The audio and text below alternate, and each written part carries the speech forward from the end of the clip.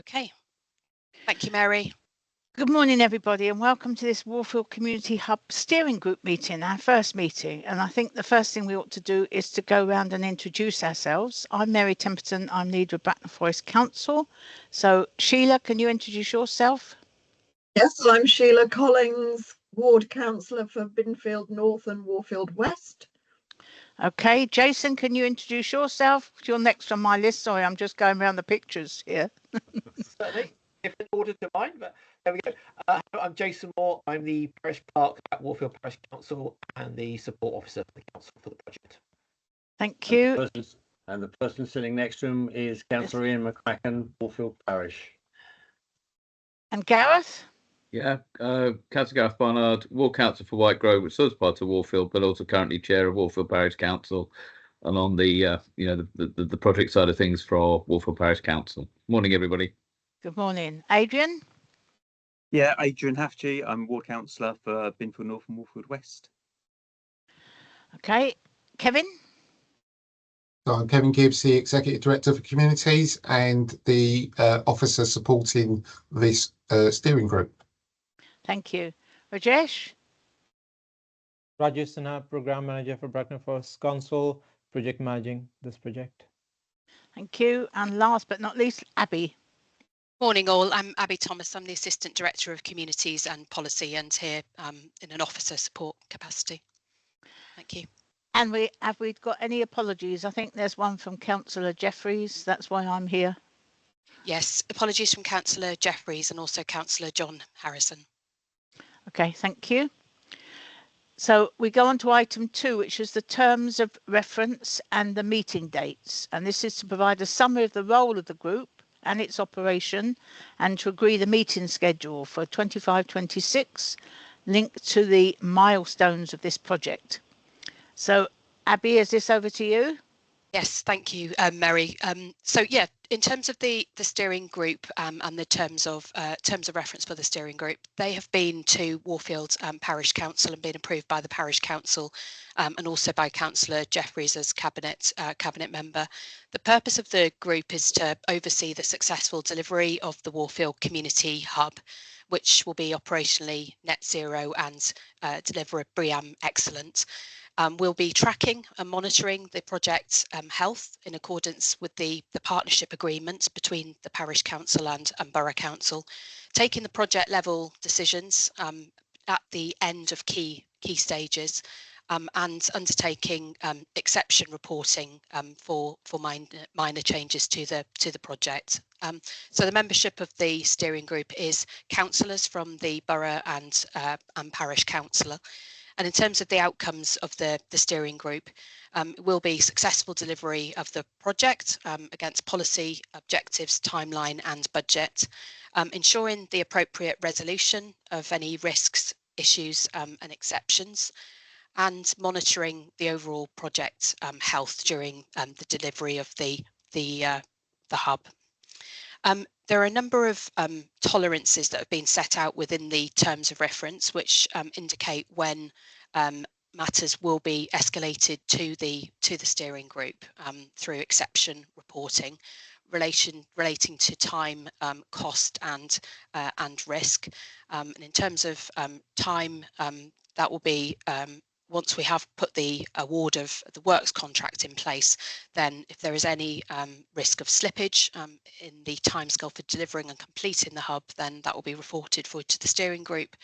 And we'll also report in relation to the overall cost of the projects and risks. So particularly where any of the where any risks after mitigation remain red.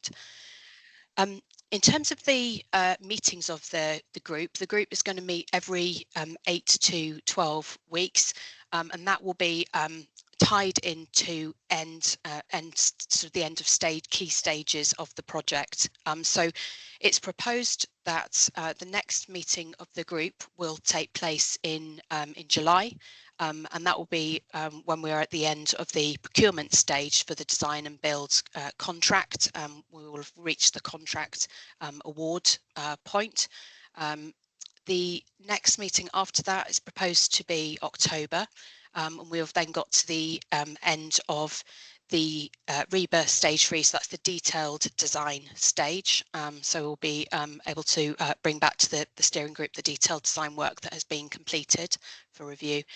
And then finally, within 25-26, it's proposed to meet at January, where we'll be at the end of the rebirth stage 4 phase, including getting to planning permission and the point where we have awarded the construction contract for the project. So those three dates for the meetings, July, October and January, tie in with the end of key stages around procurement, stage 3 detailed design, and then the planning permission and construction award. So seeking endorsement from the group this morning that you're content with that timetable of meetings, linking into those sort of end of those key stages, and overall endorsement for the terms of reference, which have been reviewed by, as I said, the parish council already and the cabinet lead.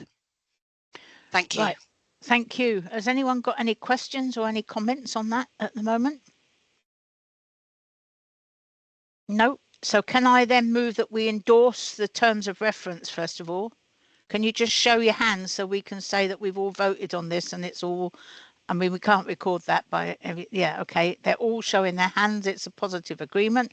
And can we also please agree the dates that have been outlined here? All in favour? Thank you. All unanimous show of hands. Thank you. So then we go on to item 3, which is the partnership agreement, to update on the signing and completion of the partnership agreement between Bracknell Forest Council and Warfield Parish Council. Is this you again, Abby, please? Yes, I think I'll start, and probably I'll hand over to Jason as well to come in on this. Very pleased that the partnership agreement between the Parish Council and Borough Council is completed, and final version of the partnership agreement is now with Warfield Parish Council for their signature, and then the solicitors on both sides will be able to move to complete the partnership agreement. Jason, I know that you've been working on this. Do you want to come in with a sort of an update on sort of likely timescales for when the parish will be in a position to sign? Yeah, thank you, Abby. Yeah, the expectation is that the partnership agreement will be signed and sealed on Thursday, our council meeting. So the principles of the partnership agreement are all agreed. It's just now the actual physical signing and sealing of the document. Thank you, Jason. That's yeah, that's really positive. So we'll be very shortly over the next week then moving to having both parties completed that or signed, and then we'll have completed the partnership agreement. Thank you. So now we move to item 4, which is the project initiation document review and endorsement document.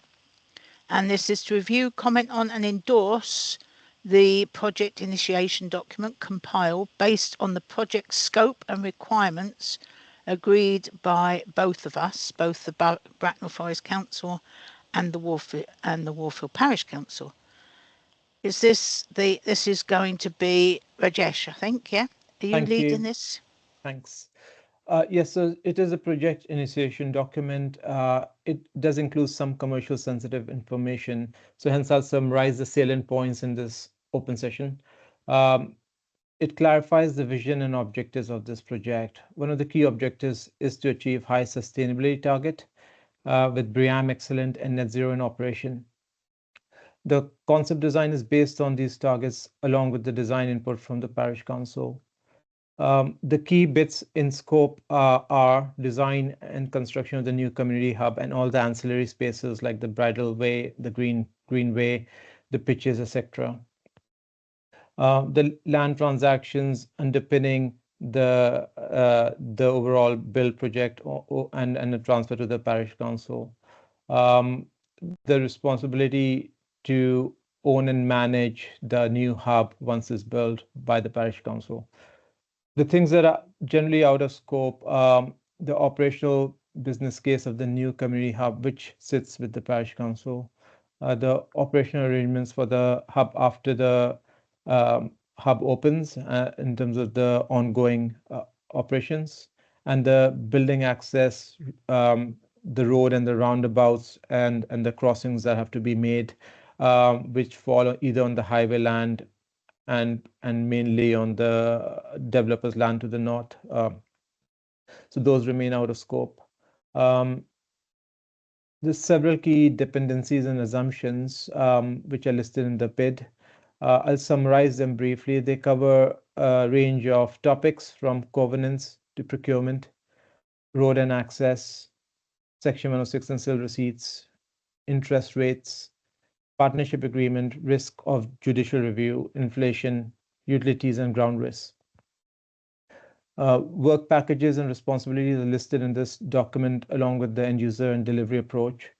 We intend to complete ongoing value engineering followed by procurement, which will then allow us to start the Reba Stage 3 design towards planning application, detailed technical design, and then create the work packages for the works contract, which Abby mentioned earlier.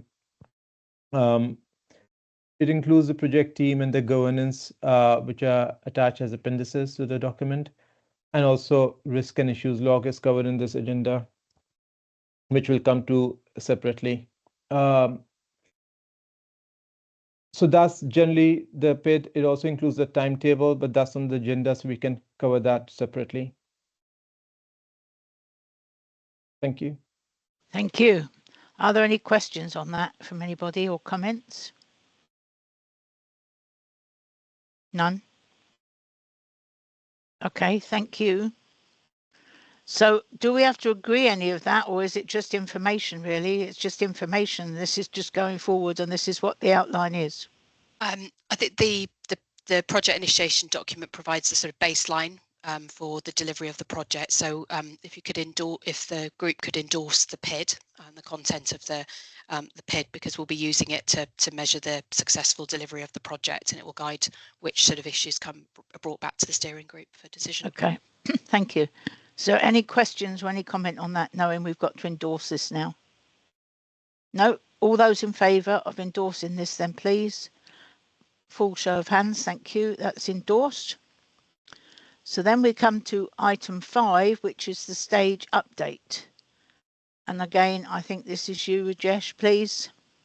Yes, so we'll cover this in 2 parts. The first part being in this session, and that will be fairly brief because of the nature of contents of this report. So the 2 bits that we can now discuss would be the appropriation process. So we published public notices in January to change the use from open space to a community hub as per the previous agreement by Cabinet in October. Following that, we have not received any objections to the notices that were published both on site and in the paper. And we are now in the process of preparing a report, which, as per the Cabinet approval previously, has been delegated to the Assistant Director Property and Executive Director Communities. So the report, once complete and prepared fully, will be shared for decision making. Once the decision has been made by the delegated authority, then it will be further subject to planning permission. So if we never achieve planning permission, then that decision cannot be enacted. But if we do achieve planning permission, then that decision comes into effect.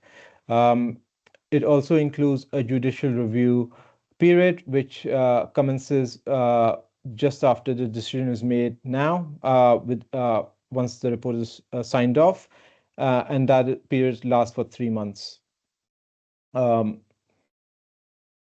We've also been working on the procurement aspect of things. So we, following the Cabinet approval in October 2024, a procurement was launched with the Southern Construction Framework. The activity led to an unsuccessful outcome on basis of cost. This was followed by an independent cost review, and we are progressing a V exercise on this basis.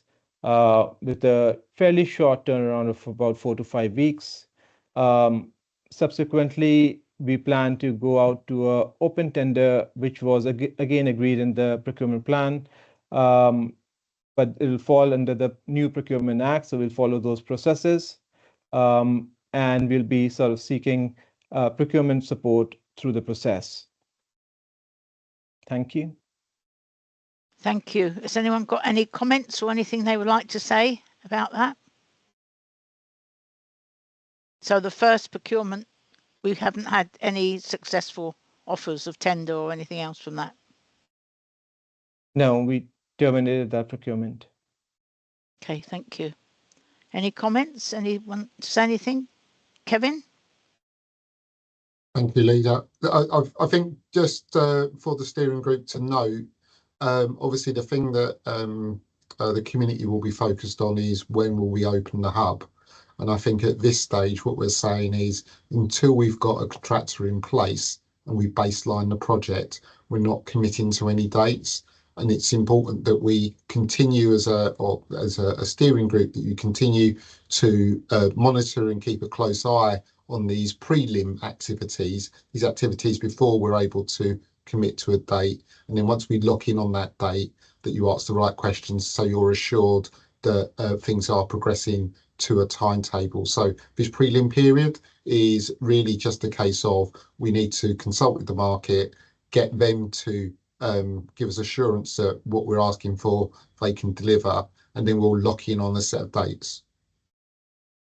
Okay, thank you. Gareth? Well, I have a significant concern at the moment about this, Mary, because we do have, as a parish council, a hard stop, which is the end of the lease on the Brownlow Hall.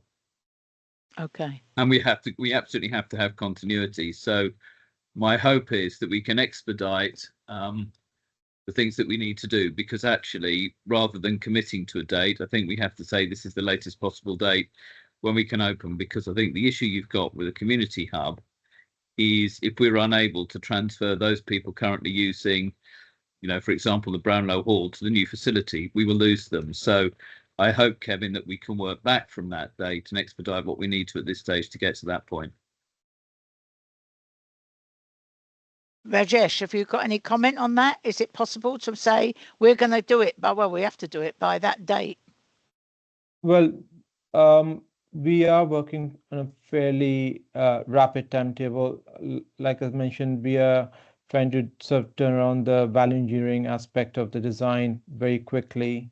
As we move on to the next agenda item to review the program timetable, you'll see that it is set as quite a challenging timetable with very little to no float. As Kevin mentioned, that we do need to get the preliminary activities right. There's little point trying to push it so fast that we then have to retrace our steps down the line many times, which will take even longer. So with the setback on the previous procurement, it does have a bearing on the overall project delivery and timetable, which is unfortunate, but we are taking the mitigating steps to try and avoid that. Thank you. Gareth? Yeah, I think I absolutely accept all of that, but I think providing the words we use of pace and urgency in this so we don't lose momentum, that's all I'm really asking, because, there is this hard stop, and I think, the way I feel it, we should be communicating there is that need to do it. But absolutely, Rajesh, having worked with you on other projects, it's absolutely key that we get this right from the start. Okay, thank you. Hard. I think that's. Thank you. Has anyone else got any comments? Obviously, it's really important that this gets as fast as possible, and disappointing that the first tenders weren't, but we have to push it out now to more. Is it a more global? We're now exposing it to more people. Hopefully local builders or local people might come along and see this as a real potential. Okay, thank you. We now move on to the item 6, which is the timetable, which I think you outlined just now, Rajesh, but you might like to outline this a bit more now. Thank you. So this timetable is an outline timetable. As Kevin explained, we are trying to do all the sort of preliminary elements that bind the next stages properly into a delivery mechanism. And so also just to mention, behind this outline timetable sits a much more detailed project timetable with clearer dates assigned to each element and work stream. So in terms of taking through the outline for this meeting, we've given the background of where from last year, where we sort of signed the MOU between the parish council and the borough council in July, and then that was followed up by the parish council meetings to agree the partnership agreement in principle in August, and the cabinet meeting in October. We have done a procurement, as we mentioned earlier, which then has resulted into the next steps of a cost plan review, which has just been completed independently. And then the partnership agreement is just about to be signed now. We are working on the appropriation decision, that's in March, and we'll sort of, we're hoping that we can start the preliminary procurement activities towards end of this month, which will be aligned with our procurement plan and taking note of the new terminology of the Procurement Act. So we are going to launch a competitive, flexible procurement. That will be followed by shortlisting of contractors. And again, some of these dates may slip in terms of period of activity, because it's, like I said, it's quite high level and in draft right now. And then tentatively looking at launching the tender under the new act in June 2025 with a potential contract award depending on the outcomes of the procurement and towards end of July. If that all leads to a successful outcome, we could then start in earnest proper River Stage 3 design, which will allow us to submit a planning application towards middle of October, achieving planning permission potentially in January of 2026. And in concurrency, we'll achieve the technical detailed design, which will allow us to get into a works contract, which will potentially start in February 26 to complete around April 2027. Like I said, there's not very much float built into that. Very little marginal, and then a potential opening allowing for general building delays that come through in several projects a little bit later in June 2027. And when is this, can I just ask, when is this deadline for Brownlow Hall to be vacated? 31st of May. 31st May 2027. 27. So if this is not opening to July, and that's without any slippage, it's really, really tight, isn't it? Very. Yeah. Okay, that's my comment. Has anyone else got any comments to make? Kevin? Yeah, so again, Chair, just to reinforce the point, the steering group has built into its terms of reference a number of tolerances to the project team. One's about cost, one's about time. And so I would suggest that as a steering group, you keep an eye on the time tolerance, because it may well be, if we feel that that's moving outside of the tolerances which have been set, then that'll come back for this group. So you should take that as some assurance that in your terms of reference, you've got a number of triggers to come back together and see what's going on. Right, we can come back together and see what's going on. That's good, but we also need to be able to push it on, don't we? So, yeah. So, Abby. Yeah, and the risk is also captured on the risk register. So there's a number of sort of mitigation actions recorded against it, which we will need to keep abreast of and keep those updated in terms of looking at how we can mitigate any action impact. Okay, so those 3 dates, I'm going back a bit now, but the 3 dates were October, December, July, October, December, and that is before the building and everything else starts. So so if those dates are meaning slippage by that date, we might have to move those meetings forward just to keep us an update, or will they be adequate for those dates in July and December for us to meet together and say we need to look at this tolerance? Yeah, so the planned meetings will be July at the end of the procurement, the contract awards, and then October at the end of the detailed design work, and January once planning permission will hopefully be achieved, and we'll be at sort of the contract award for the build. However, the board can call an extraordinary meeting at any point in time, and if we needed to, we would be able to put in additional meetings in between. So, and there's room to be able to flex those timings if it's more suitable to move some of those slightly forward or back. Okay, so that gives us a ability to move and start triggering this tolerance, really, if we need to, if anybody's concerned about what's happening. Has anyone else got any comment to make? No? Okay, thank you. So, Adrian? Yeah, I just like to ask about the potential of the lease extension with the Brownlow. What's the situation with that, and how likely is that? The temporary sort of 6 months or a year. I think at the moment that is unlikely. The trust that owns is looking for a long-term solution once the parish council leaves. So I think an extension at this point in time, I'd say, is unlikely. As we get closer to the no, there may be a bit of movement. But I think, as we say, we need to plan for end of May 2027. May. This time. Okay, thanks. Okay, you keep breaking up, Jason, but we hear you anyway. Yeah, so okay, thank you. Okay. Sheila. Is there any potential for using the White Grove Community Centre temporarily to house yourselves? I know there are a couple of smaller rooms. I know it wouldn't be ideal, but it's a possibility, is it? Gareth has got his hand up. Yes, Gareth?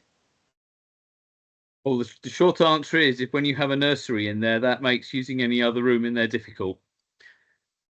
And so, that, I mean, I think the conversation I've just heard, sorry, the my camera's playing up, but my feeling is, if the project board understands, the pace required, I'm confident that we'll do everything that we can. But as I say, Sheila, we have explored in the past White Grove, but that is essentially tied down, as to a great extent the Brownlow Hall was, where we used to have +3s there in the morning, because of all the safeguarding issues and access and things like that. So, yep, I think as a council we have thought it through. So, okay, and I think everybody's got the message that this is really tight. Absolutely, yeah. And I think you've all got the message that we will push as hard as possible. We can have emergency meetings if necessary to worry and talk about things, but we're going on there. Is that Ian's hand up, or is it Jason's hand up there? So it's my hand, okay. Mary. It was just to say, actually, my bigger concern isn't around the loss of space, because we can do flexible working. Actually, the bigger loss is the loss of community facility in Warfield for a period of time. And actually, that's the bigger concern, is the impact that has. And that's the thing that cannot be relocated. Yeah, and as somebody who runs a community centre now, I can see that, because they turn up, and if you suddenly say you haven't, they find other places to go, or they stop going, and that's when they. Okay, Ian, you wanted to speak? Mary, if I may, it's been a long time since I wasn't, as you will recall, on planning. Presumably this will have to go to full planning committee and not officer delegated. Presumably it will go to full council, full committee, but I'd like advice on this. But Abby or Rajesh? Yes, we are planning to take it to full committee as it's a council promoted scheme. That would be safer to assume. But I think we can carry on having urgency for that as well, Ian, because it's a full council if it's got to go to full council, Gareth's on that, I'm on that, and Sheila's on that. So I think we can push this as a bit of a emergency if necessary. Well, I can always sit at the back. Sheila? But please don't Just- predetermine, Mary, otherwise we're all in trouble. No, I'm not Just- predetermining at all, though it would be a blooming mess if it is. Anyway, I'm not. Sheila? Yeah, I was just going to ask the question. I would assume we may have an affected interest, so we may not be able to vote at planning because of the very nature of the project and the fact we're now on the steering group rather than just receiving briefings. Gareth? You're on mute, Gareth. I love saying that. Actually, it's probably what you feel. No, I mean, in all seriousness, Mary, it might be helpful through Rajesh, Kevin and co to get a ruling from Sanjay or what members of this group can and cannot be involved in, because of course it hits on finances, full council, planning and all of those, just so that we know where we are, because I feel I'm wearing multiple hats in this. And as Sheila says, I think we just need to be clear what we can and can't do.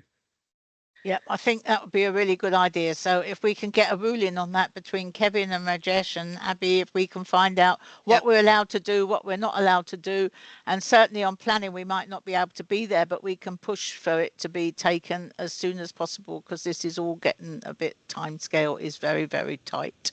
Yeah, we'll pick that up as an action. Thanks, Mary. Thank you. Right, so we're all agreed on the timetable is tight. We're all agreed on commitment to get this through as quick as possible and passion to get this through as quick as possible, actually, because it's a really needed place, really needed facility in this area. And with its sustainability, it's really so impressive. So, right, is there anything else anyone would like to say before I close this part of the meeting?